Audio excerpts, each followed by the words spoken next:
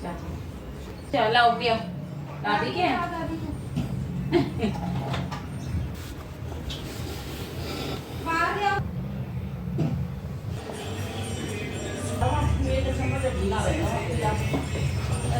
अच्छा मेरे बेटा बड़ा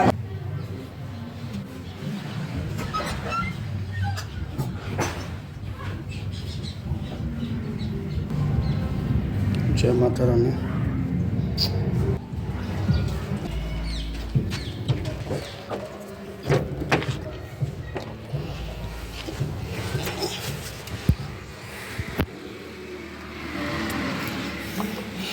राम राम जी सब भाइयों को। आज थोड़ा जल्दी में हूँ अभी, तो भैया थोड़ी देर ना शांत रहूँगा मैं। अभी हम जा रहे हैं आज अपने गांव। मेरा गांव यहाँ से 30 से 35 किलोमीटर के बीच में है। अभी शाम के हो रहे हैं 5:15। तो अभी ना एक चाचा जी का लड़का है, वो नोएडा में जॉब करता है, उसको लड़की वाले देखने के लिए आए हैं। तो वो लेट हो गया आने में, तो अभी हमको उसको लेना है। अभी ये सामने जो रोड दिखाई दे रहा है, यहाँ पे वो आ गया, वो सामने खड़ा हुआ है।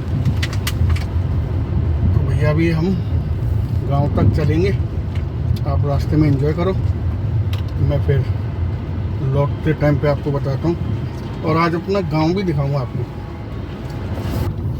तो न कल नहीं बताइए थी, कल नहीं बताई कि आना मैंने लेट की ना, मैं कल ऑफिस संडे कल ट्रेनिंग चल रही है ना, चाइनीज आए हुए हैं वहाँ से, वो ट्रेनिंग चल रही है। फोन आया ना 3-4 तो आगे बता भाई चक्कर में आ रहे हैं। कौन सा बिगला? हाँ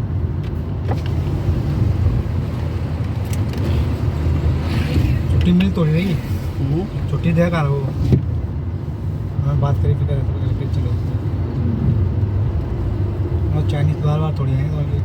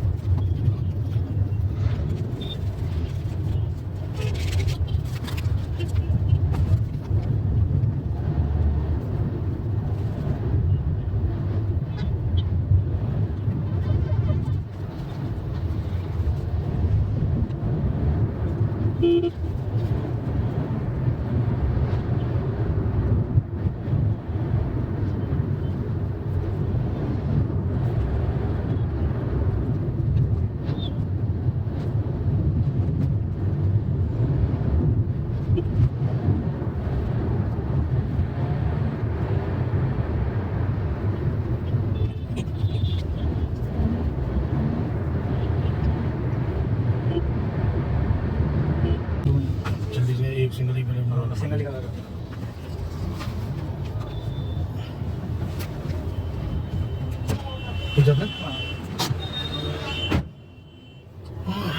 आज गाड़ी भी नॉर्मल टाइम के हिसाब से आज थोड़ी सी तेज चलाई है। ये चाचा जी का लड़का है, छोटा वाला। 2 लड़के हैं जो गांव में रहते हैं चाचा जी। बड़े वाले की शादी हो गई है, आज इसका रिश्ता लेके आए हुए हैं गांव में। वो पहले देख लिए थे लड़की वगैरह, तो आज इसको देखना था। ये आज आया है नोएडा से, ये नोएडा में जॉब करता है।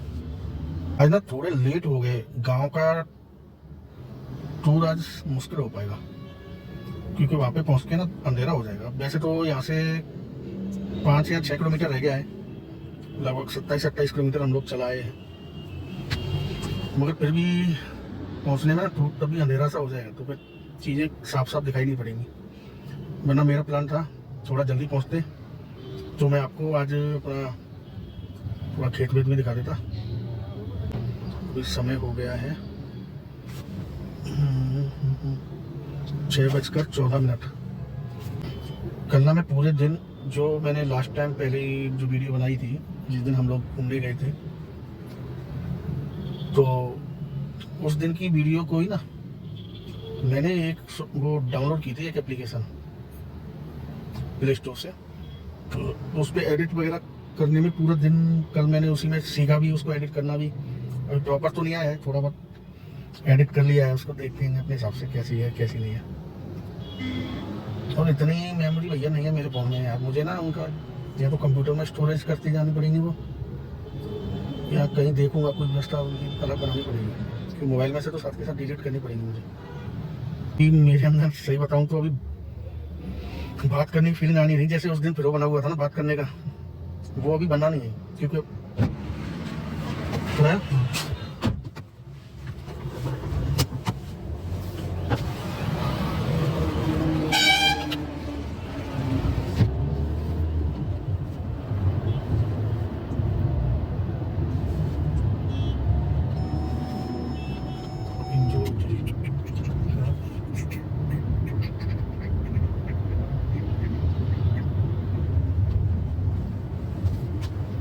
इंजन गर्म है, फोन कर रहा है मोटरसाइकिल ट्रेजिडी ये हो गई, गाड़ी हो गई थी ओवर हीट। अचानक उसका अलार्म बजने लग गया था ओवर हीट का, थोड़ा हमने बता भी रहे थे पहले, थोड़ी यार तेज चला ली, और उसका ना अभी वो पाइप, उसका जो छोटा वाला होता है रेडिएटर में से 2 पाइप जाते हैं, तो वो छोटा वाला जो पाइप होता है वो फट गया है, तो उसमें से वो कुछ लिक्विड सा निकल गया, शायद कूलेंट होगा, कोई ऑयल वॉयल हो, जो भी होगा। अब उसमें फ़िलहाल हमने पानी डाल दिया है, 1.5 लीटर के करीब पानी आ गया है, टंकी पूरी खाली थी, अभी भी खाली है थोड़ी सी। तो अब कहानी ऐसी है, गांव से जैसे कि मैं बता रहा था 5-6 किलोमीटर के करीब रह गया है यहाँ से, तो अब मैंने तो फिर रास्ते में यहीं पे रोक करके गांव से एक भैया हैं उनको बुला लिया, उनके साथ वो चला गया है, छोटा भाई चाचा जी का जो लड़का है। और अब मैंने इसमें पानी डाल के थोड़ा ही देर वेट करके, जब इसका टेम्परेचर नॉर्मल पे आ गया है तब फिर मैं अभी यहाँ से निकल रहा हूँ। तो अब मेरा ना वहाँ पे जाना हो गया बिल्कुल कैंसिल गांव में। अब चलते भैया धीरे धीरे, वही बात है ना, जल्दबाजी हमेशा खतरनाक नुकसानदायक होती है। ये अच्छा हुआ वो सायरन बज गया ना उसका अलार्म, तो गाड़ी रोक ली सही टाइम पे, वरना अगर ओवर हीट उससे भी ज़्यादा हो जाती तो गाड़ी क्या ना फिर अपने आप इंजन उसका बंद हो जाता गाड़ी का, और गाड़ी का इंजन बंद मतलब समझ लो आपको दोबारा इंजन कराना पड़ेगा, जहाँ तक अपनी जानकारी है गाड़ियों को लेकर। हाँ, तो मैं बोल रहा था ना उस टाइम पे कि अभी बात करने का फ्लो नहीं आ रहा है, उसकी वजह थी कि मैं अपने आप को अकेला नहीं समझ रहा था तब, क्योंकि दिमाग में मेरे था कि अभी छोटा भाई है मेरे साथ में। हालांकि वो ना बेचारा इतनी जल्दी में आया था कि उसने अपनी शेविंग तक नहीं करा पाई थी, उसकी सेव भी बहुत बड़ी हो रही थी दाढ़ी। तो अभी हमने वहाँ पे, जब मैंने आपको थोड़ा सा ब्रीफ किया था तो उस समय वो अपनी शेविंग कराने गया था,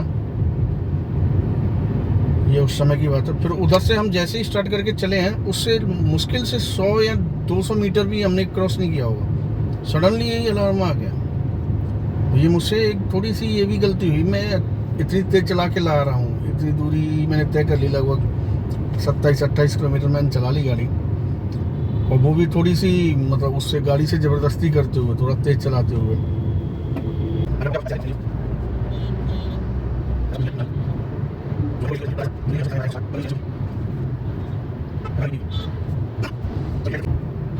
लेकिन यार आज का ना प्रोग्राम थोड़ा सा रह गया, मैं चाह रहा था, मेरा मन था बहुत ज़्यादा, मैं अपना खेत दिखाता आपको। इस बार खेती में हमने आलू किए हैं, तो अब उनकी भी ना खुदाई का समय लगभग आ गया, 2-3 दिन बाद खुदाई स्टार्ट हो जाएगी, तो हमें भी बीच बीच में जाना पड़ेगा। पिछली साल हम लोग पूरी तरीके से वहीं पे पर डे अपना आना जाना था।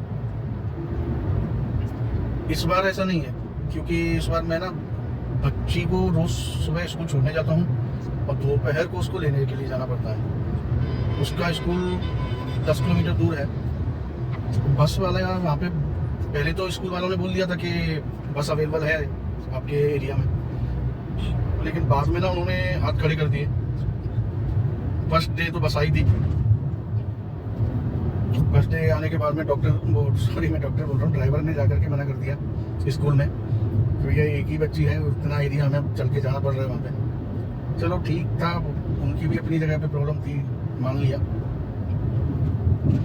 लेकिन उसकी वजह से मेरी पता है जिंदगी में बहुत बड़ा बदलाव हो गया बस उसी वजह से। मैं अब बिल्कुल भी वर्कलेस पर्सन हूँ, कोई भी काम नहीं कर पा रहा हूँ इस समय।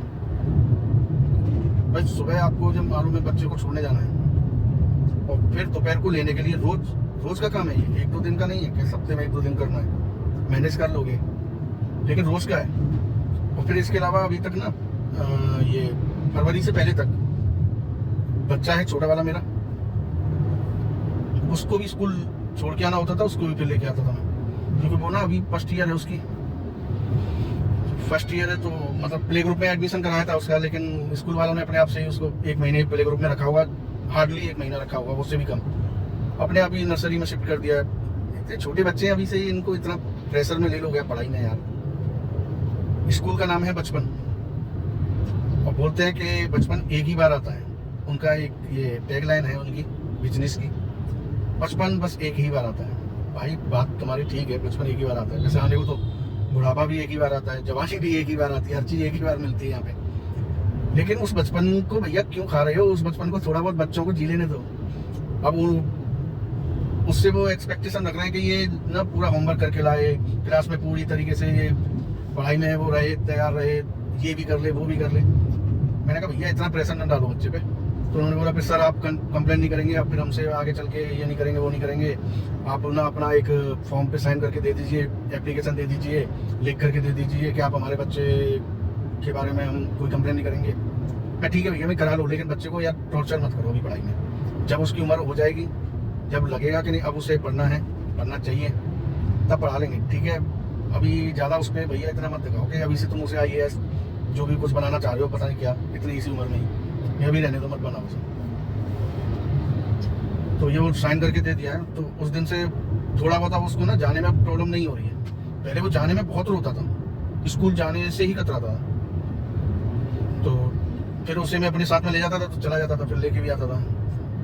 अब उसकी मैंने पिछले इसी महीने से 1 तारीख से 1 फरवरी से उसकी वैन करवा दी। मैंने कहा भाई कम से कम एक जिम्मेदारी को कम करूं पहले, और नेक्स्ट ईयर मैं अपनी बच्ची का भी वहाँ पे क्लियर कर लूँगा। अगर आप बस दे रहे हो मुझे वहाँ पे तो मैं बच्ची को कंटिन्यू करा रहूँगा, वरना मुझे भाई स्कूल ना बच्ची का हटाना पड़ेगा वहाँ से, मुझे फिर कोई दूसरा ऑप्शन देखना पड़ेगा, क्योंकि भाई पूरी साल यार मैंने अपनी दे दी, अब मैं कुछ नहीं कर पाऊँगा तो कैसे काम चलेगा आगे।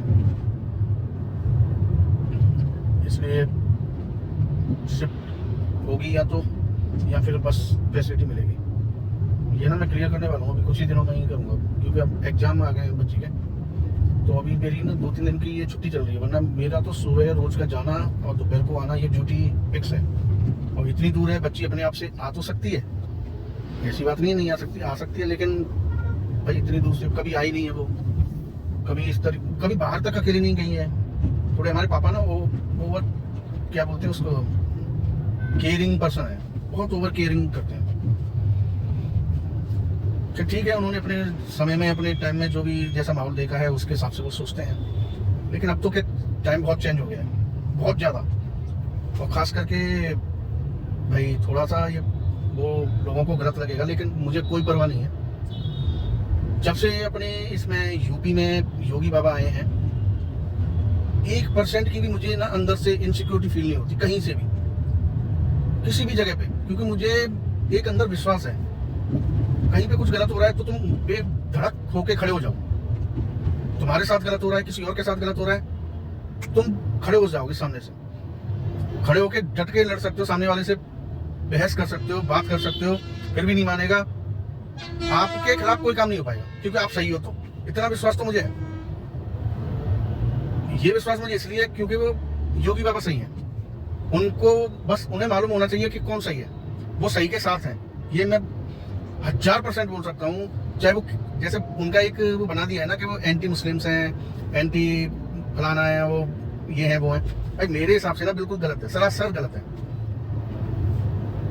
वो बिल्कुल सत्य के साथ चलने वाले इंसान है, बिल्कुल सत्य के साथ। जो सही है उसके लिए वो बिल्कुल सही है, और गलत के लिए गलत होना भैया जरूरी है, बहुत जरूरी है। और मैं जहां तक समझ रहा हूँ भाई, यूपी के लोग मेरी इन बातों से बहुत हद तक सपोर्ट करेंगे कि हाँ यूपी बहुत चेंज हो गया, बहुत नहीं बहुत ज्यादा चेंज हो गया। पहले हर जगह ना किसी भी गली से कहीं से भी कोई भी निकल के पता नहीं कौन किसका क्या निकल के आ जाएगा। कहीं किसी के थाने में किसी की सेटिंग है, किसी की कोई डीएम से सेटिंग है, किसी की फलाने से सेटिंग है, कोई मंत्री उसके मामा का चाचा है, कोई चाचा का मामा है। ये घपसोली बहुत ज्यादा थी भाई, और अब वो चीज नहीं है भाई, अब वो चीज बिल्कुल भी नहीं है। आप डायरेक्ट मंत्री तक से भी आप ना सीधे फेस टू फेस टॉक कर सकते हो, गलत और सही पे। अगर आप सही हो तो फिर वो मंत्री को भी नीचे पीछे हटना पड़ेगा आपसे।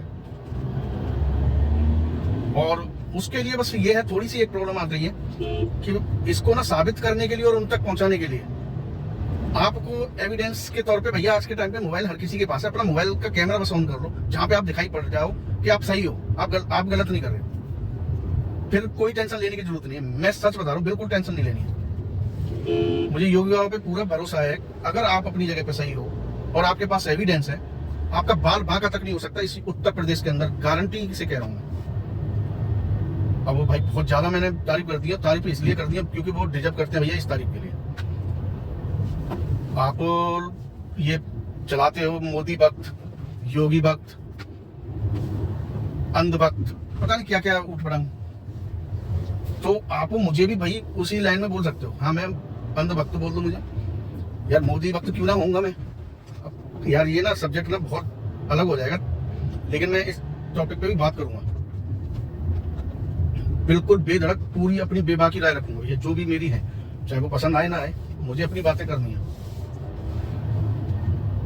अभी फिलहाल के लिए ना थोड़ा अभी हम ड्राइव कर रहे हैं तो इस टॉपिक को भी साइड में कर लेते हैं, लेकिन करेंगे जरूर। इस पे पूरा मैं करूंगा, पूरा जो भी मेरी राय भैया वो मैं अपनी रखूंगा इसमें कैमरे में।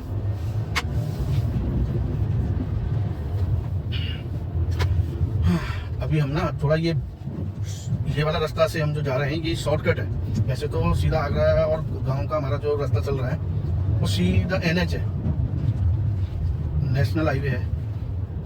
और लेकिन हम ये बीच में से जो कट मार के आए हैं, अभी गांव से होकर निकल रहे हैं, ये थोड़ा हमारे लिए ना शॉर्टकट पड़ता है। पहले यहाँ पे ना थोड़ी ज़्यादा ही खराब थी, अभी तो ये गिट्टी वगैरह डाल दी जिस जगह पे मैं चल रहा हूँ। पहले बहुत पानी भरा रहता था, लेकिन सड़क फिर भी नीचे से मजबूत थी तो कोई दिक्कत नहीं होती थी, गाड़ी निकाल दी।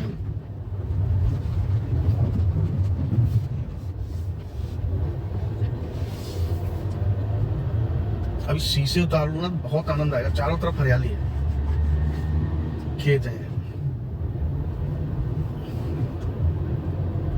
मगर शीशे उतारते ही आवाज थोड़ी डिस्टर्ब होगी। चलो थोड़ी देर उतार दूंगा, अभी उतारता हूँ। आपके उस समय की ना मैं वही वॉइस कट कर दूंगा।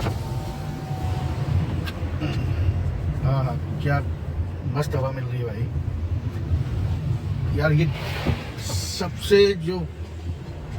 सबसे ज्यादा जो अनमोल चीज मिलती है ना गांव में, आपको सबसे ज्यादा अनमोल जो चीज है वो ही है जो इस समय मैं ले रहा हूँ गाड़ी के अंदर ही शीशे खोल के। शुद्ध हवा, शुद्ध हवा।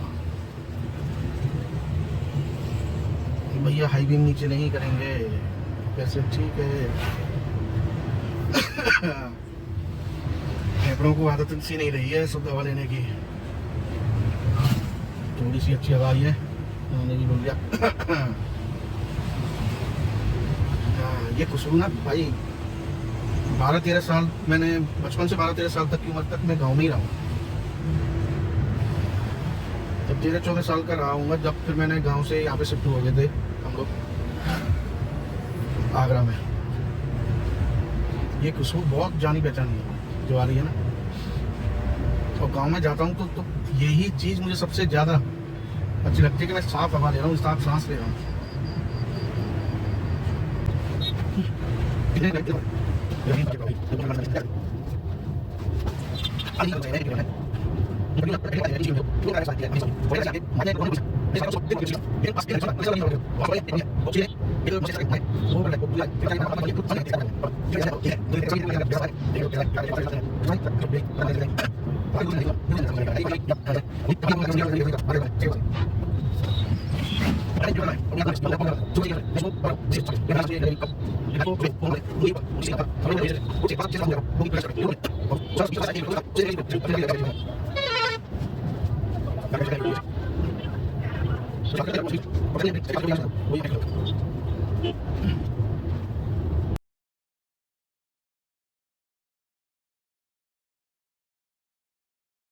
अभी हमारा ना एक परिवार में गमी हो गई थी। मेरे दादाजी के 4 भाई थे, तो उनमें से एक भाई के नाती की जो है अचानक मृत्यु हो गई थी, एक्सीडेंट था। तो उस वजह से हम लोग ना शादी वादी जो है जाना अच्छा भी नहीं लगता है भाई। भाई लगता था मेरा, बचपन में बहुत खेले हम लोग, चला गया। सबको जाना है भाई, यहाँ ठहरने के लिए ऐसा परमानेंट कोई इंतजाम नहीं है आपका। जो आया है उसको जाना है। और ये बात ना बहुत रिलैक्स महसूस कराती है, मतलब आपको डर से थोड़ा दूर कर देती है। ये कोई बोले कि नहीं भाई मुझे मौत से डर नहीं लगता, वो बहुत झूठ बोल रहा है। वो वाला डायलॉग तो मैं यहाँ पे नहीं चिपकाऊंगा, लेकिन मौत से डर भाई हर किसी को लगता है। लेकिन ये चीज ना अभी आपको ये बोली जाए कि आप यहाँ पे परमानेंट नहीं हो, मतलब आप भी ऐसे ही हो और भी ऐसे ही है, उनको भी जाना है, आप भी जाओगे, तो क्या बड़ी बात है, सबके साथ ही होना है। हाँ, कोई पहले जा रहा है, कोई बाद में जाएगा। तो जितना समय मिला हुआ है उतने समय को सदुपयोग में ले लो, जितनी कोशिश कर सको, जितना हो सके। उस चीज के चक्कर में मत पड़ो कि ऊपर जाकर के क्या होगा, मरने के बाद में क्या होगा, कोई स्वर्ग में जाएगा या कोई जन्नत में जाएगा, स्वर्ग में ये मिल जाएगा या जन्नत में वो मिल जाएगा। भैया कुछ ना मिले, किसी को नहीं पता है। कोई होके नहीं आया वहां से वापस आकर के उसने बता दिया हो कि मुझे वहां पे ये सब मिल गया था, मैं फिर वापस आ गया हूँ, लेकिन मुझे अच्छा नहीं लगा। इस चक्कर में पड़ो ही मत भाई, कुछ मिलेगा। शांति से जा सकोगे तुम यहाँ से, ये गारंटी जरूर है। क्योंकि आपके ऊपर जब ये बोझ रहेगा ना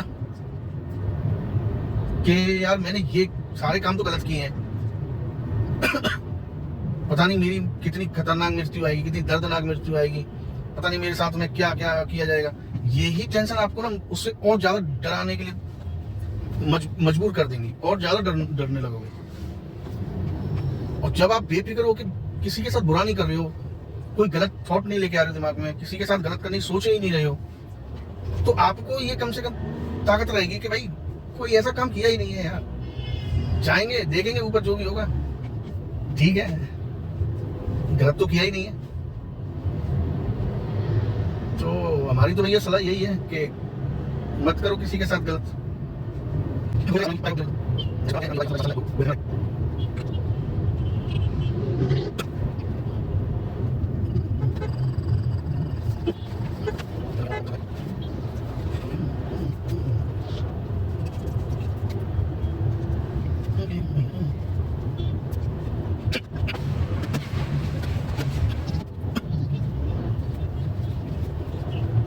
आवाज की प्रॉब्लम है यार, आवाज ना इसमें खूब तेज बोलता हूँ मैं, उसके बावजूद भी मैं जब सुन रहा था तो उसमें आवाज़ प्रॉपर आ नहीं रही थी, समझ में नहीं आ रहा था कि क्या बोल रहा हूँ। तो इसी की वजह से वो, जैसे मैंने बताया कि वो तो माइक तो मंगा लिया मैंने, एक और आइटम मंगाया, वो क्या बोलते हैं उसको, जिसकी 3 टांगें होती हैं, जिसपे वो मोबाइल वगैरह लगा करके वीडियो शूट कर लो। सेल्फी स्टिक भी है उसमें साथ में। वो थोड़ा सा कॉस्टली है लेकिन ठीक लग रहा था। शायद एलईडी भी है उसमें, एलईडी लाइट भी है उसमें ना, एलईडी लाइट भी है। तो वो रात में, जैसे अभी मैं गया था गांव, तो अगर एक बार को वो होता मेरे पास तो मैं आपको खेत थोड़ा थोड़ा तो दिखाई सकता था, है ना, लाइट से। और पता नहीं कैसी लाइट है, कितनी लाइट करती है नहीं करती है, देखेंगे। वो तो आएगा जब अनबॉक्सिंग करेंगे आप ही के साथ, यूज करके भी बताएंगे वो चीज़ सही है कि नहीं है। सही होगी तो रख लेंगे, नहीं होगी तो भैया वापस कर देंगे। 7 डेज की रिटर्न पॉलिसी होती है उनकी। वैसे एडिटिंग भी ना अपने आप में यार, उसका भी चस्का अलग है। करते टाइम पे कितनी क्रिएटिविटी दिखा सकते हो दिखा। अभी हमारी तो ये कुछ भी क्रिएटिविटी नहीं है, बिल्कुल नॉर्मल सी बना पाया हूँ। वो सुनने भी ना बहुत दिमाग खा लिया यार, समझ में ही नहीं आती है चीज़ें। और गाने वाने इसमें जो लगाते हैं वो अभी वही नहीं समझ में आया हमारे। तो इसमें क्या है, मैं भाई वीडियो ना, पूरी वीडियो बना रहा हूँ। मेरी वीडियो पोस्ट नहीं की मैंने बीच में, मतलब बंद नहीं की है। रिकॉर्डिंग मेरी ऑन है, यहाँ से गया हूँ तब से और उधर से आया हूँ तब से। बीच में वो कॉल वॉल आ गई थी, उस दौरान जरूर मतलब बंद हो गई थी, लेकिन तब तक की पूरी रिकॉर्डिंग है। तो बीच में जैसे कोई चीज़ पार्ट होता है जहाँ शांत है, कोई बात नहीं, कुछ नहीं, नज़ारा अच्छा है, रोड का, चल रही है गाड़ी सीधी सीधी, तो उस चीज़ को ना स्किप करता हूँ मैं। जैसे उसकी स्पीड बढ़ा देता हूँ वीडियो की, तो उसमें साउंड तो फिर वो समझ सकते हो, चपा चलती है, इतनी स्पीड में चलेगी जब into 10 पे चल रही है। मतलब जैसे अभी वीडियो नॉर्मल है तो वो उस पे चलेगी तो 10 गुना तेज चलेगी। क्या भैया, मैं नहीं जानता हूँ इन चीज़ों को, इसलिए मैं बिल्कुल बता रहा हूँ आपको। हो सकता है आप लोग होंगे इन चीज़ों में माहिर होंगे पूरे। अनपढ़ इंसान हूँ मैं, सही बता रहा हूँ। 10th में भी 4 बार फेल हुआ हूँ, 10th में 4 बार फेल हुआ हूँ, सच बता रहा हूँ। इतना ज्यादा अनपढ़ इंसान हूँ, लेकिन फिर भी अब उस टाइम पे ना, मतलब काफी टाइम हो गया, तो 10th भी फिर हमने उस जमाने में तब उससे कोचिंग इंस्टीट्यूट से की थी, जिसपे लिखा हुआ था बकायदा फीस पास होने के बाद। मैंने यहाँ तो वापसी की कोई टेंशन ही नहीं है, जब पास हो जाएंगे तो फीस देंगे, नहीं होंगे तो नहीं देंगे। ऐसी कोचिंग में हमने जब अपना एडमिशन कराया तब जाकर के पास हुए थे भाई साहब, आप लगा लो इससे। और यही काम हमने फिर 12th में भी किया। तो 12th तो फर्स्ट टाइम में ही पास कर दी थी हमने। लेकिन ये भाई साहब जो हैं, जो कोचिंग वाले, हमें यार 4 साल बाद मिले, इसका बड़ा अफसोस है हमें। वरना ये टैग नहीं लगता कि 4 बार फेल हो गए हम 10th में। ठीक है, घर वाले भी जिद्दी थे, नहीं लड़के को पढ़ाना है। अबे लड़का नहीं पढ़ रहा है भाई, मत पढ़ो पीछे। पास करा लिया उन्होंने, दिखाई दिया कि नहीं हमारा बच्चा 12th पास है। अब इसकी शादी में जो है अच्छे से शादी हो जाएगी, अच्छी लड़की मिल जाएगी। हाँ भाई, होते हैं यार, हर परिवार के सपने होते हैं, हर माँ बाप के सपने होते हैं। जब आप बाप बनते हो तब इन चीज़ों को ज़्यादा अच्छे से समझ सकते हो। वैसे समझने को मेरी समझ में तब भी आता था पूरी तरीके से, लेकिन इसको मैं अब जब मैं बाप बना हूं ना खुद, तब ये चीज़ तो बिल्कुल ऐसे शीशे की तरह साफ है कि हाँ, क्या क्या नहीं सोचते हैं माँ बाप यार करने के लिए, तुम्हारे लिए अपनी जिंदगी झोंक देते हैं। सही बता रहा हूँ। अच्छा मेरा ही देख लो यार, 1 साल मैंने ऐसे झोंक दी जिसमें मुझे कोई शिकायत ही नहीं रही कि नहीं कोई बात नहीं, एक अच्छा स्कूल है, बस मेरे लिए जरूरी था कि मेरी बच्ची को ना अच्छा स्कूल मिले, अच्छी पढ़ाई मिले। ये चीज़ मेरे लिए मैटर कर रही थी। तो मैंने भैया कराई, उसको लेके गया, उसे पढ़ाया। अब फिर भी अब मुझे जो मैं बताया था आपको कि अगली साल तो मैं बात करके देखूंगा। बात क्या फाइनली बोलूंगा भैया, ये बस दे रहे हो तो ठीक है, नहीं तो कोई बात नहीं, देखेंगे फिर दूसरी कोई व्यवस्था, कोई इंतजाम जहाँ बच्ची पढ़ सके ठीक से। इसकी आज मैंने थोड़ी सी वीडियो बनाई थी अपने घर से निकलते टाइम पे की, तो कैमरे का ना पकड़ना बनता नहीं अभी उस हाथ में ना। एक तो घर वालों से छुपाना भी होता है, किसी को पता ना चले कि ये क्या करने लग रहा हूँ, वीडियो बना रहा हूँ, क्यों बना रहा हूँ। उनके फिर सवाल जवाब ना बहुत अलग हो जाते हैं भाई। मैं कई बार तो मेरी वीडियो ना मैं ऐसे ही बनाऊंगा, बिल्कुल बंद करके ना, मतलब बंद कैमरा चालू है लेकिन मुझे पता नहीं रहेगा, मतलब जो मेरे साथ में बैठेगा उसे पता नहीं चलेगा कि मैं वीडियो बना रहा हूँ आगे की। और फिर पता भी चल जाएगा तो बोल दूंगा मैं भाई बनाता हूँ ट्रैफिक की वजह से, और बनाने के बाद मैं इसे साथ डिलीट कर देता हूँ, तो ऐसा कोई इशू बनेगा नहीं क्या।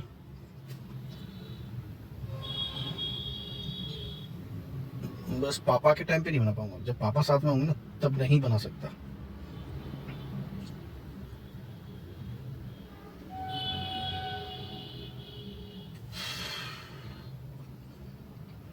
यार बहुत कोशिश की है, बहुत कोशिश की है कि पापा से बात किया करूं, मतलब ऐसा माहौल रहा है। मैं अभी तो आपसे तो ऐसे बात करूंगा जैसे आपको सब कुछ पता हो। शुरुआत से ना मैं पापा से ना के बराबर ही बात की है। मैंने कभी सामने से बात ही नहीं की है। हमेशा उन्होंने जितना पूछा है, जितना बोला है, उतना ही मैंने मेरी तरफ से जवाब गया है। अलग से मैंने कभी कोई सवाल जवाब नहीं किया उनसे।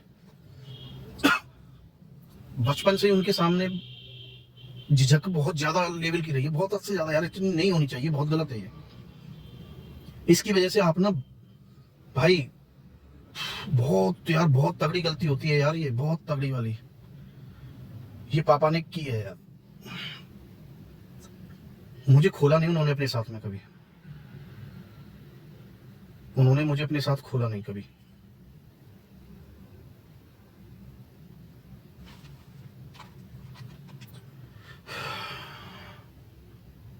उस चीज का खामियाजा मेरी असफलता है। उस चीज को मैं पे कर रहा हूं अपना असफल होके। उनसे कोई बात ही नहीं करता हूं मैं यार। कोई मेरे अंदर कोई प्लानिंग है किसी चीज को लेके, कोई काम करना चाहता हूं मैं, किस तरीके से करना चाहता हूं, अरे कुछ बोल ही नहीं सकता भाई उनके सामने, बोलता ही नहीं। ऐसा नहीं है कि वो मना करते हैं, ये भी नहीं है। ये तो बिल्कुल भी नहीं है कि वो मना करते हैं। ये आप लोगों को बहुत अजीब लग रहा होगा यार सुनने में, समझ रहा हूं। मेरे अंदर ऐसी झिझक है उनको लेकर के, नहीं पापा के सामने तो बात ही नहीं करते। बस ये वाली चीज बहुत घर करके बैठी हुई है यार। वो मेरे सर्वोपरि हैं, बहुत बहुत, मतलब उन्होंने जो बोल दिया है। अब तो मैं थोड़ा सा भाई चेंज हुआ हूँ, साफ बता रहा हूँ। पिछले साल से ही ये कोरोना का जो पेंडेमिक टाइम गया है ना, इसके बाद से थोड़ा सा तो चेंज हुआ हूँ मैं। थोड़ा बहुत उनके सामने बोलने लगा हूँ, थोड़ा बहुत।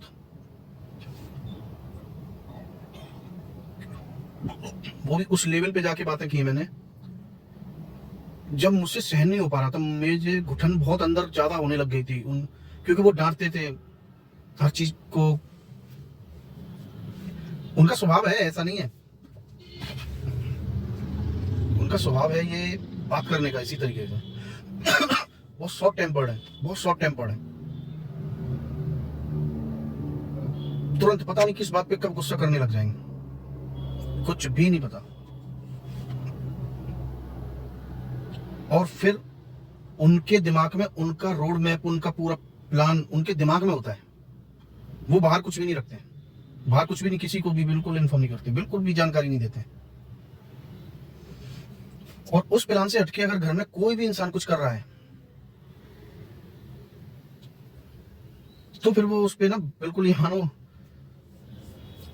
सारे हथियार तो बंदूक ले लगा के उनके उसके ऊपर पूरा हावी हो जाते हैं। तो उनमें सबसे ज्यादा निशाना मैं बनता हूँ। 1 साल से पहले तक मैं बनता आया हूँ। अब उन्होंने भी शायद थोड़ा रियलाइज किया है कि नहीं, ये या उन्होंने सोचा है कि शायद या तो मेरे अंदर प्रॉब्लम आ गई है, कोई प्रॉब्लम हो गई है। अब उनको मैं कैसे समझाऊं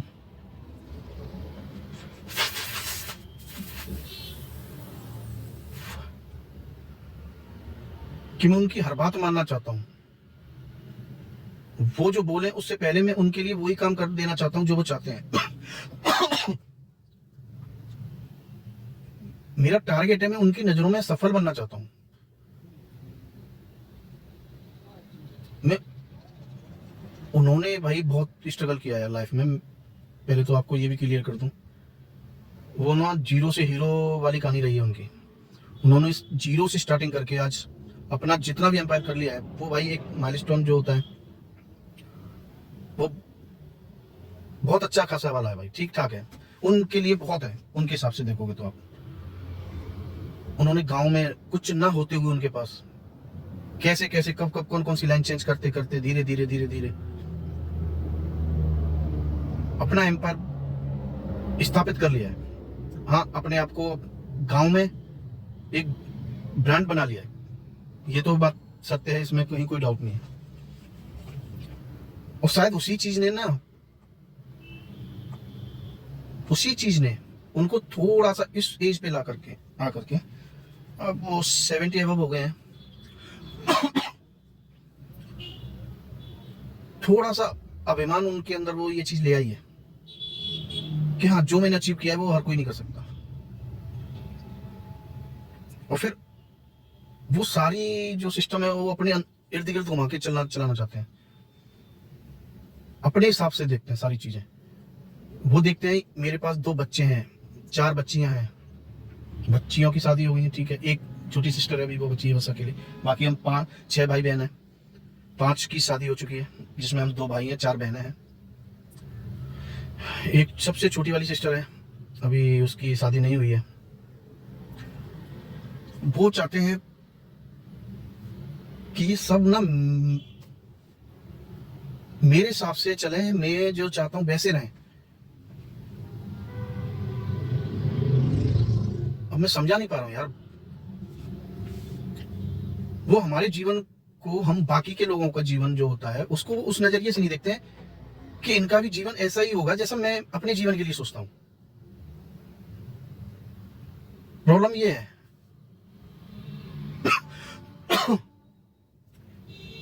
पता नहीं क्या समझा पा रहा हूं क्या नहीं।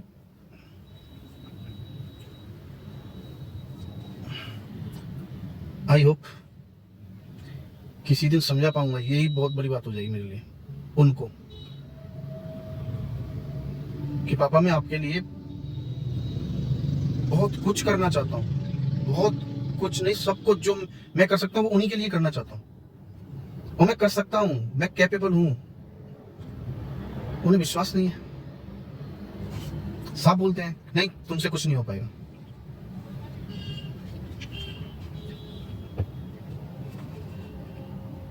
अपने बच्चों को डिमोटिवेट कौन करता है भाई?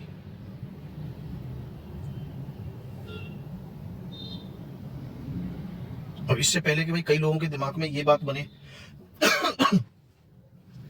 कि शायद हम बहुत वाहियात होंगे, या बहुत खर्चा इधर उधर का कर दिया होगा, या बहुत कुछ गंवा दिया होगा, तो भैया इसमें मैं आपको ये बताऊं साफ साफ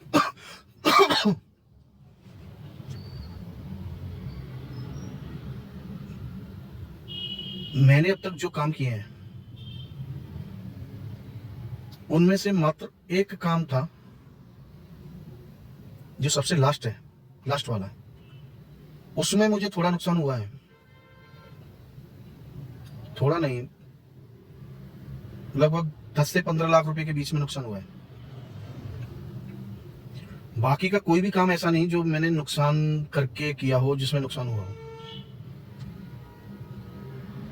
शुरुआत से पहली बात तो ये चीज कि मैंने हमेशा काम करने के लिए लगातार तैयार रहा हूं, काम किए हैं मैंने कभी भी जीवन में ये नहीं लेके आया कि मुझे बैठ के खाना है या आराम से खाना है, मुझे कोई काम ही नहीं करना है। नहीं, मेरा टारगेट रहा हमेशा से, मेरा खुद का गोल रहता था कि मुझे यहां तक लेके जाना है, इस चीज को यहां तक करना है।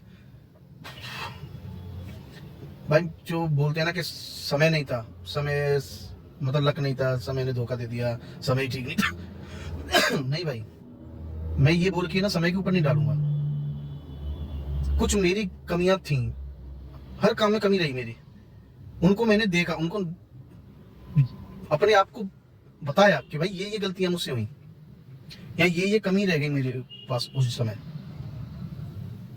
उनसे सीख करके फिर मैंने वो चीज अगले काम में इम्प्लीमेंट की।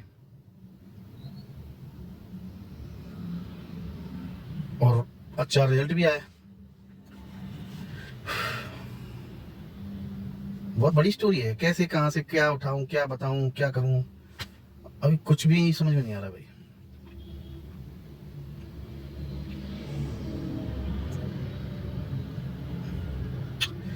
नहीं समझ में आ रहा यार, नहीं समझ में आ रहा है। बहुत उनतुड़ू जुनतुड़ू से चलते रहे यार जीवन में मेरे, बचपन से ही। इसके लिए तो भैया मुझे शुरुआत से ही शुरुआत करनी पड़ेगी, तब आपको मेरा कैरेक्टर समझ में आएगा शायद।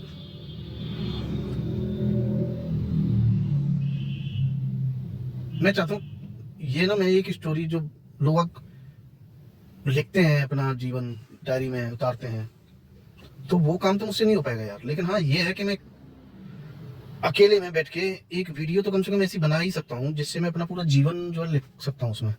और उस जीवन को मैं चाहता हूँ मेरे पिताजी कभी देखें, लेकिन मेरे जाने के बाद, क्योंकि मैं उनसे फेस नहीं कर पाऊंगा। अगर उन्होंने देख लिया मेरे सामने ही और मैं रहा, तो मैं फिर उनको फेस नहीं कर पाऊंगा। वो फिर मुझे अलग नजरों से देखेंगे। हो सकता है अच्छी नजर से भी देखेंगे, या फिर खैर बच्चा हूं उनका, तो आपको अब देखेंगे तो उसी हिसाब से अच्छे बच्चे की तरह। अब क्या है यार, इसके ऊपर भैया मैं पार्ट बाय पार्ट ना अपनी एक रिकॉर्डिंग करके रखूंगा और इसको सिक्योर फोल्डर में रखूंगा, और उसका पासवर्ड जो है मैं कोई इस प्रकार से छिपाऊंगा जो मेरे जाने के बाद मिल जाए। और ईश्वर से दुआ करता हूँ मेरे मम्मी पापा या मेरे परिवार में से कोई भी यार मुझसे पहले ना जाए, कि वो थोड़ा दर्द जो हुआ यार, वो मैं सोच के भी कप जाता हूँ एक सिंगल इंसान को भी बिना उसके आगे जीवन चलाने में, जो भी परिवार में सारे लोग हैं। मगर ये सत्य है कि भैया जो आया है उसको जाना है, सबको जाना है। लेकिन मेरी सारी जिम्मेदारियां पूरी हो जाएं और मैं जल्दी फ्री हो जाऊं, और मेरे बाद में कोई जाए यार। अब ऐसे तो ये चीजें कभी कंप्लीट नहीं हो पाएंगी कि मैं ये कर दूं वो कर दूं, बच्चे सेट हो जाए, बच्चों की शादी हो जाए, बच्चों के बच्चे हो जाए, भैया वहां तक उस लेवल तक तो नहीं। बस मुझे महसूस हो जाए कि मेरे बच्चे सही हैं, अच्छा दिमाग है, पढ़ाई में लगे हुए हैं, या फिर लगेगा मुझे नहीं भी पढ़ाई कर रहा है तो है वो कैपेबल है, कर लेगा कुछ ना कुछ, बस इतना सा आभास हो जाए, मैं उसी में फ्री हूँ यार। पाल के किसी को कोई भी नहीं जा सकता यार कि उसके लिए इतना छोड़ जाए या इतना कर दे कि वो लाइफ टाइम बैठ के, कभी कोई भी नहीं छोड़ सकता इतना भैया। जैसे बोलते हैं ना कि वो धीरू भाई अंबानी जी ने इतना कर लिया, फिर क्या कोई लड़के इतने कर रहे हैं, आराम से बैठ के खा सकते हैं, 7 पीढ़ियां खा लेंगे, 70 पीढ़ियां खा लेंगे। भैया गलत फहमी में हो आप, बहुत बड़ी गलत फहमी में हो। आप कितना भी कमा के किसी को दे जाओ, कितना भी छोड़ जाओ, आप उसको पर्याप्त जीवन के लिए नहीं करके जा रहे हो, उसको नहीं करके जा रहे हो। वो इनकम्प्लीट ही है। अगर ऐसा है तो चलो मैं इसका ना थोड़ा, अभी आप मुझे बोलोगे कि यार कैसी बकवास कर रहा है, इतना पैसा है, वो नहीं भी करेंगे तो हाँ आराम से खाएंगे। भाई बुरा मत मानना, भगवान ना करे किसी भी परिवार के साथ कुछ ऐसा हो, ना उनके भी साथ हो बेचारे के, धीरू भाई अंबानी के बच्चों के। और धीरू भाई अंबानी के बच्चे बोल रहा हूँ मैं तो, कह रहा धीरू भाई अंबानी तो मेरे दादाजी की उम्र के रहे होंगे। मुकेश अंबानी और अनिल अंबानी जी की बात करता हूँ, वही 2 भाई हैं, उनमें से जो बड़े वाले हैं या छोटे हैं वो क्या है, मुकेश अंबानी जो ज्यादा पैसे वाले हैं, जियो वाले, वो तो पैसे वाले हैं, दोनों को बराबर ही छोड़ के गए थे धीरू भाई अंबानी जो थे। छोटे वाले भाई साहब जो हैं उनका नाम है अनिल अंबानी, अभी उनकी मैंने कोई न्यूज पढ़ी थी, वो यार बैंकक्रप्ट है, मतलब उन पर कर्ज ज्यादा है और उनके पास पैसा कम है। तो भैया क्यों? और अभी चलो ठीक है, मुकेश अंबानी अभी ठीक है, ऊपर जा रहे हैं, सही जा रहे हैं, अभी उनके भी 2 या 3 बेटे हैं। अब क्या मालूम उनमें से भी 2 में से, भाई आज उनके पास तो पर्याप्त है ना, 70-700 पीढ़ी वाली जो बातें जो हैं उन पे अप्लाई कर रही हैं कम से कम। चलो अनिल अंबानी पे नहीं कर रही होंगी, पता नहीं क्यों नहीं, लेकिन करनी तो उन पे भी चाहिए।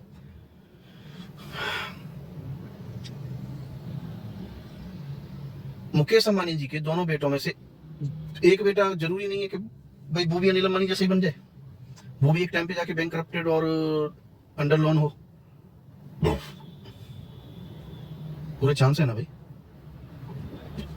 जब उनके चाचा जी के साथ ऐसा हो चुका है तो उनके साथ क्यों नहीं हो सकता है? क्या पता दोनों के साथ हो जाए। और हो क्यों जाए? क्योंकि जब वो जिस माहौल में रह रहे हैं ना भैया, और जिस एटमॉस्फेयर को वो अपने इर्द गिर्द रख रहे हैं और देख रहे हैं, उनके हिसाब से वो पैसा उतने ही चलने वाला है जितना हमारे पास में रखा हुआ हमारे सेविंग चलती है। हर चीज को आप देखोगे बहुत डीपली जा करके तो ये समझ में आ जाएगा। फिर ठीक है, ये भी ना हो, चलो कोई बात नहीं, ठीक है, पैसा वो बचा के रखे, चुपचाप एक नॉर्मल से घर में रहें और रोज खर्च करते रहें, आराम से बने रहेंगे। सपोज करो कोई प्राकृतिक आपदा आ जाए, भाई आती रहती है, कोई स्ट्रेंज थिंग थोड़ी ना ये यार, नॉर्मल आती रहती है। उसमें उनकी जो सेविंग्स हैं, बैंक दिवालियां हो जाती हैं, बैंक दिवालियां हो जाए कोई, जहाँ पे भी पैसा है, या जिस घर में पैसा है वो घर भी वो प्राकृतिक आपदा के अंदर में आ जाए, तो प्रॉब्लम तो उसमें भी हो सकती है कि नहीं? या जिस ब्रांड में उन्होंने पैसा लगा रखा है, जिस कंपनी में शेयर ले रखे हैं, वो कंपनी डूब जाए, सीधी वाली हो जाए, भाई पैसा सुरक्षित क्या कैसे कर लोगे? किस रूप में कर लोगे? पाकिस्तान का हालत ऐसा हो रहा है क्योंकि भैया हम लाइफ की बात कर रहे हैं, देश की और उसकी बात नहीं कर रहे हैं कि किसी के लिए आप कितना छोड़ के जा सकते हो कि वो अपना जीवन जीने के बाद में नहीं जी सकता यार। इस चक्कर में मत पड़ो कि आप अपने बेटियों के लिए, अपने बच्चों के लिए इतना कर जाओ। हाँ ठीक है, उसके लिए मैं संतुष्ट हूँ पिताजी की तरफ से ही, क्योंकि पिताजी ने इतना तो कर रखा, मैंने भैया कुछ नहीं किया अभी तक, सही बता रहा हूँ यार। और इसी चीज का ना मलाल मुझे खाता है भाई, घुन बन के बैठा हुआ है भाई, वो घुन लग रहा है मुझमें। असली समस्या मेरे साथ यही है कि मैंने अभी तक कुछ नहीं किया है, जो कि मेरे लिए बहुत बड़ी अंदर मेरे दिमाग को न चलने देने वाली चीज है ये, और मैं कुछ नहीं कर पा रहा हूँ, करने नहीं दे रहे हैं मेरे हिसाब से, जो मुझे लग रहा है। क्योंकि मैं जब ये स्टोरी अपनी पूरी बताऊंगा तब आप जो भी वीडियो देख रहे हैं आप समझ जाएंगे कि हाँ मैं क्यों नहीं कर पा रहा हूँ कुछ भी। मेंटल स्थिति मेरी क्या हो गई हो इस समय, कैसा था मैं, कैसे से क्या बनता जा रहा हूँ और किधर जा रहा हूँ। बस भैया जो अंदर आ रहा है वो बोले चले जा रहा हूँ। अब इनको ना, ये बात सही है, ठीक है, मैं ना इस तरीके से पूरी बताऊंगा तो यार ये तो 2 दिन तक बोलता रहूंगा मैं कंटिन्यूसली, तब कहानी खत्म ना होगी मेरी। इसको शॉर्ट में बहुत अच्छी तरीके से थोड़ा पार्ट में मैं बनाऊंगा भाई। इसको मैं पूरी जीवनी अपनी बोलूंगा यार, बना के रिकॉर्ड करके रखूंगा।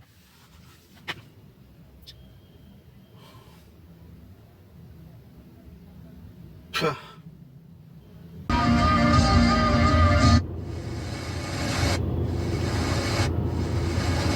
दोनों की जुबान एक और दिल भी एक है।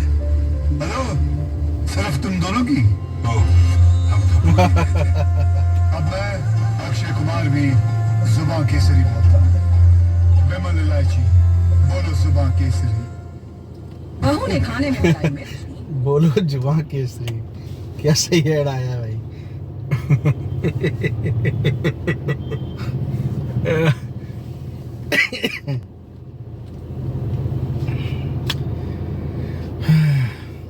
सही है, सही है, सही है।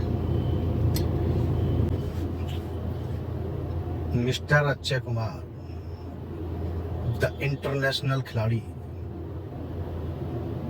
बोलते हैं जुबान केसरी।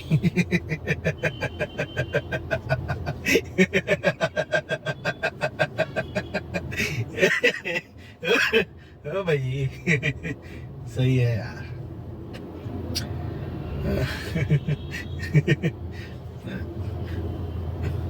भाई मैंने एक वीडियो देखी थी यार, पहले ना खिलाड़ी जी बोल रहे थे एक वीडियो में, मैं कभी भी ऐसे वो ऐड नहीं करता हूँ, पता नहीं कितने पैसे मिलते हैं, ये है वो है, तब भी नहीं, मैं मना कर देता हूँ, ब्लैंक चेक दे जाते हैं, भर दो। भैया अब ऐसी क्या परेशानी आ गई थी यार जो इसका करना पड़ गया? तुम्हारी सारी तो मूवी अच्छी खासी कमाई कर लेती है भाई, और तुम तो दिमाग से भी इतने बेरंट हो, हवा का रुख देख लेते हो और हवा के साथ चलते हो। एक मुंह से तुम ये भी कह लेते हो कि मैं मंदिर में जाना और ये पूजा पाठ करना और दूध चढ़ाना ये इन सब बातों पे विश्वास नहीं करता। एक तरफ तुम कहीं दूसरे की पे जाकर के अपनी फिल्म सक्सेस हो जाए, उस धर्म के लोग अट्रैक्ट हो जाए, वहां जाके चादरें वादरें चढ़ा रहे हो। फिर हवा बदलती है, फिर तुम आते हो कि गिलहरी के ऊपर 2 लाइनें क्यों बनी हुई हैं, ये बताने के लिए उन लोगों को। आर्मी में घुस के जा करके अपने आप को देशभक्ति वाली लय में लेके आ रहे हो। तुम हवा के साथ चलते हो भाई। तुमसे बड़ा दल बदलू मेरी नजरों में तो शायद पॉलिटिक्स में भी कोई नहीं है। एक ये प्रसाद मौर्य जो साला गालियां दूंगा तो भाई गंदा लगेगा, मेरी जुबान गंदी हो जाएगी। वो हराम का जना बोल रहा है रामचरितमानस को फाड़ दो या क्या बोल रहा है, उसकी जो स्टेटमेंट है वो तो भाई हम लोग सनातन ही है भाई। अहिंसा बिल्कुल तब करते हैं, हिंसा तब करते हैं जब तक अपने ऊपर हिंसा तक बात ना आ जाए। बाकी माँ बहन की जो भी कर रहे हो आप, गालियां दे रहे हो, देते रहो, कोई दिक्कत नहीं।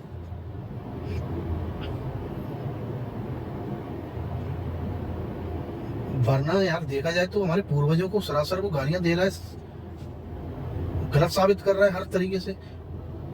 यार हम किसी को फोर्स कहाँ कर रहे हैं कि तुम हम जिस धर्म को मान रहे हो उसको तुम मानो, नहीं मान रहे मत मानो भाई। तुम्हें जहां अच्छा लग रहा है वहां मानो, जहां जो करना है वो करो। लेकिन हम मान रहे हैं, तुम हमारे आराध्यों को, हमारे भगवानों को क्यों गालियां दे रहे हो, क्यों कटघरे में ला रहे हो? कोई प्रॉब्लम है? मत करो उस चीज को फॉलो, आपके जो हैं उनको मान लो। यहाँ पे जबरदस्ती तो किसी से नहीं हो रही है ना। या हमारे किसी आराध्य ने आकर के ऐसे बोल दिया हो कि नहीं मुझे मान लेना, नहीं मानोगे तो मैं मार दूंगा तुम्हें, या मुझे इग्नोर करोगे तो तुम बेकार हो, तुम एक अलग ही प्रजाति के हो, एक राक्षस हो, रावण हो, फलाना हो, ढीका हो। ऐसा किसी ने बोल दिया है क्या? हमारे कोई भी भगवान किसी भी प्रकार से कहीं से भी ये बोलते हुए कहीं पे नहीं दिखाई पड़ते हैं कि उन्होंने अपनी पूजा कराने के लिए जबरदस्ती कोई चीजें थोप दी हो आपके ऊपर। आपके मानने न मानने से कोई चीजें चेंज नहीं हो रही हैं। लेकिन जो मान रहे हैं उनको मानते रहने दो यार। उनकी आस्था के साथ में क्यों खिलवाड़ कर रहे हो? अब बोलने को मेरे पास में बहुत कुछ है, बहुत धर्मों के लिए जवाब देने को नहीं बनेंगे। लेकिन ठीक है, वो लोग मान रहे हैं, उनकी आस्था होगी, करते रहे। लेकिन जो हमारे ऊपर आएगी, हम जो चीज हमसे रिलेटेड होंगी, तो उनका तो जवाब भैया देना पड़ेगा, और मैं दूंगा भी। मैं जवाब दूंगा भी। अभी आगे कोई वीडियो में अपने बनाएंगे प्रॉपर, उसमें जवाब दूंगा अच्छे से। कान खोल के रख लेना भैया, जो भी कई लोग छट लेंगे मुझसे वो वीडियो बनाते ही, जब मैं वो वीडियो बनाऊंगा। यहाँ से निकल ली है भाई, जितनी बात करनी थी कर ली। बाकी अभी समझ में नहीं आ रहा और क्या क्या बोलना है क्या नहीं, क्योंकि बोलने को बहुत कुछ है, लेकिन अब बीच में से उठा के क्या बोल दूं क्या छोड़ दूं वो समझ में नहीं आ रहा है। इस चक्कर में ना बस अब बोलना बंद है।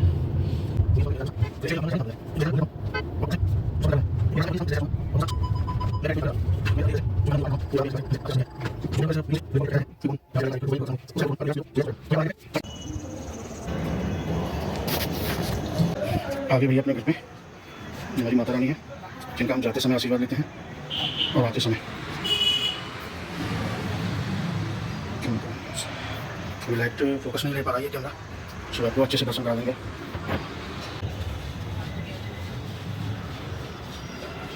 ये एरिया थोड़ा डार्क रहता है, इसमें लाइट लगाऊंगा।